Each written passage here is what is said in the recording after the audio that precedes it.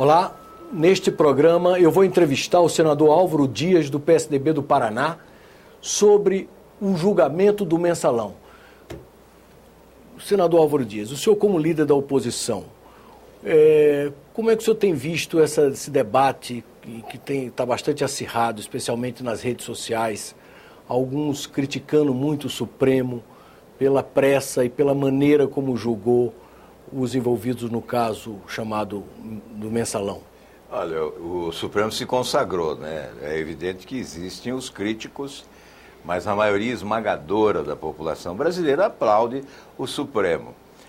Há poucos dias um amigo em São Paulo me disse o seguinte: até hoje os brasileiros sabiam escalar a seleção nacional de futebol e o time de preferência. Hoje muitos brasileiros sabem escalar o Supremo Tribunal Federal e alguns ministros se tornaram ídolos do povo brasileiro, pelo menos de parte da população brasileira sedenta de combate à corrupção, do fim da impunidade.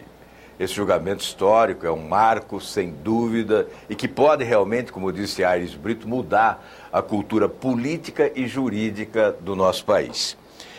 Da maior importância o julgamento e a consequência dele, né? Porque qual é a consequência imediata? É uma convocação. Que convocação? E convocação a quem? A convocação à classe política e à sociedade de modo geral, para destruir esse modelo que dá origem a esse mensalão e a outros mensalões. Porque o Supremo condena o mensalão e os mensaleiros. Mas o sistema que deu origem ao mensalão está vigente. Ele não foi destruído. E é responsabilidade nossa destruí-lo. Agora, muitos criticam o Supremo pelo fato de ter agido com tanta presteza nesse caso e ter deixado alguns outros casos, tipo o mensalão mineiro, meio...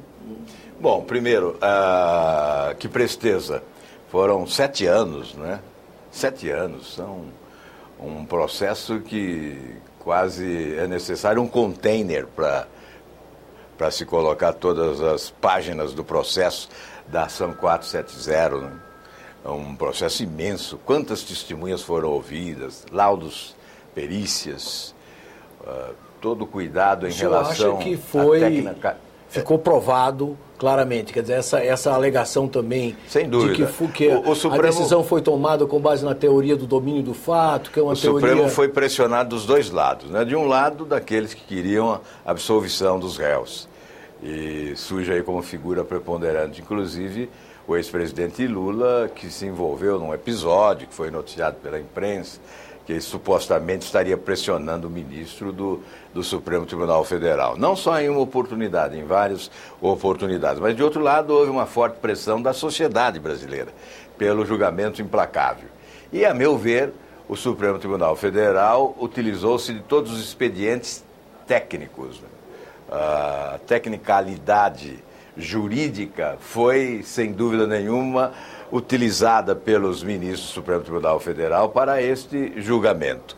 Obviamente existem conceitos jurídicos contraditórios, mas prevaleceu a tese e o julgamento atingiu. Porque no Brasil nós estávamos fazendo com que se tornasse consagrada a tese de que o crime existe, mas os criminosos não. Na melhor das hipóteses, os coadjuvantes são punidos. Os artífices principais são poupados. O Supremo procurou não poupar os artífices principais. Portanto, acho que foi um passo avante, mas nós temos que destruir esse sistema. Que sistema é esse?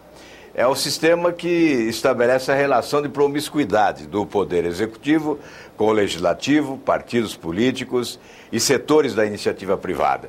O governante chega ao poder, assume o poder e procura cooptar todos os partidos, ampliar ao máximo a base de sustentação política, eliminando a oposição. A oposição fica reduzida numericamente. Portanto, reduz o espaço da crítica, da denúncia, da fiscalização, e o governo tem espaço para errar confortavelmente. E as portas da corrupção são abertas, as portas para a corrupção são abertas. Este é o sistema que tem que ser combatido e tem que ser destruído. Qual é o pretexto para esse balcão de negócios? é que é impossível governar sem fazer barganha. É uma rima estranha, né? Promiscuidade com governabilidade. É preciso que alguém assuma o comando do país, a presidência da República, e demonstre que é possível governar sem instalar um balcão de negócio. Porque esse sistema, esse modelo, foi transplantado para estados e municípios. Então, hoje ele é suprapartidário. Agora, há uma pergunta não respondida. Minas Gerais. Ora... Mensalão mineiro. O chamado mensalão mineiro, que é totalmente diferente e distante do mensalão julgado pelo Supremo. Há lá um fato, sim, concreto, tem que ser julgado. Ninguém aqui está tentando estabelecer 2 pesos e 2 medidas. O tratamento tem que ser similar. Tem que haver um julgamento implacável em relação a esse caso de Minas Gerais, que não tem nada a ver com o modelo que foi implantado em Brasília. Agora, é surpreendente saber, né, e constatar que o PT não denunciou. Não denunciou. Isso foi retirado do armário em 2005, ocorreu em 98 e foi retirado do armário em 2005. Não houve denúncia e não houve investigação. Eu, por exemplo, não saberia informar aos nossos telespectadores o que ocorreu lá. Por quê? Porque não houve investigação, não houve uma CPI, não houve denúncia ao Ministério Público.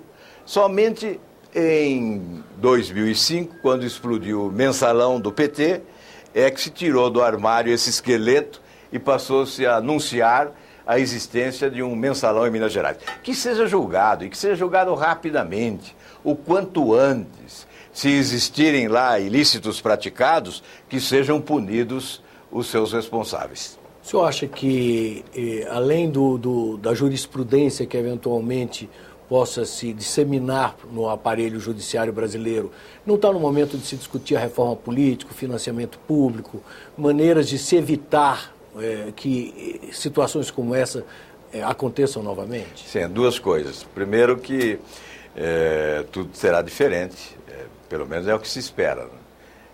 Os processos que estão tramitando no Supremo Tribunal Federal certamente ganharão celeridade. Os processos envolvendo autoridades públicas serão julgados.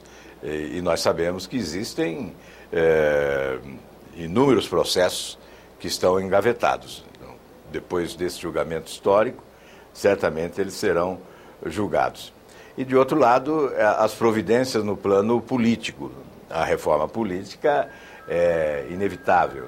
Ela está sendo discutida há tanto tempo e não é concretizada.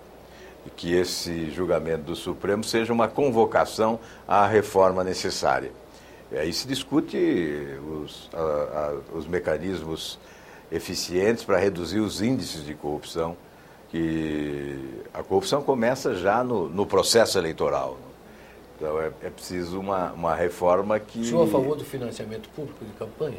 Hoje não.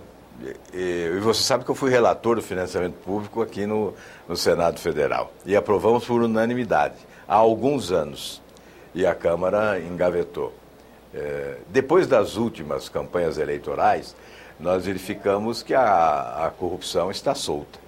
Que os partidos se transformaram, cada vez mais vão se transformando em siglas, né? Partidos cartoriais, utilizados como moeda de troca. Há um balcão de negócios na antevéspera do início do processo eleitoral. Os partidos vendem o seu tempo de televisão, então há uma promiscuidade incrível. E nós tememos que, se aprovarmos o financiamento público de campanha agora, além do financiamento público, continuará essa promiscuidade. Aí sim o Caixa 2 estará consagrado, né? Portanto, nós primeiramente precisamos fazer uma reforma política completa. Não dá para adotar o financiamento público de campanha isoladamente. A criação de verdadeiros partidos políticos, né? A eliminação desses equívocos que existem, o balcão de negócios para vender o tempo de televisão. Eu tinha um projeto aqui que foi rejeitado na Comissão de Justiça que acabava com isso, porque impedia a contabilização do tempo de televisão dos partidos coligados na eleição majoritária. Só se contabilizaria o tempo do partido que apresenta o candidato a governador, a prefeito, a presidente da República e o tempo de televisão do partido que oferece o vice. Os demais participariam da coligação politicamente, mas não levariam o seu tempo de televisão. Assim nós evitaríamos esse mercado, né? Essa feira que ocorre na antivéspera das campanhas eleitorais. Senador, muito obrigado pela entrevista. Eu é que agradeço. Vocês acabam de assistir uma entrevista com o líder da oposição, Álvaro Dias, do PSDB do Paraná, sobre o julgamento do mensalão. Aqueles que quiserem encaminhar sugestões, comentários ou críticas, podem fazê-lo via Alô Senado no número 0800 61 2211 ou acessando o nosso portal na internet, www.senado.leg.br/TV.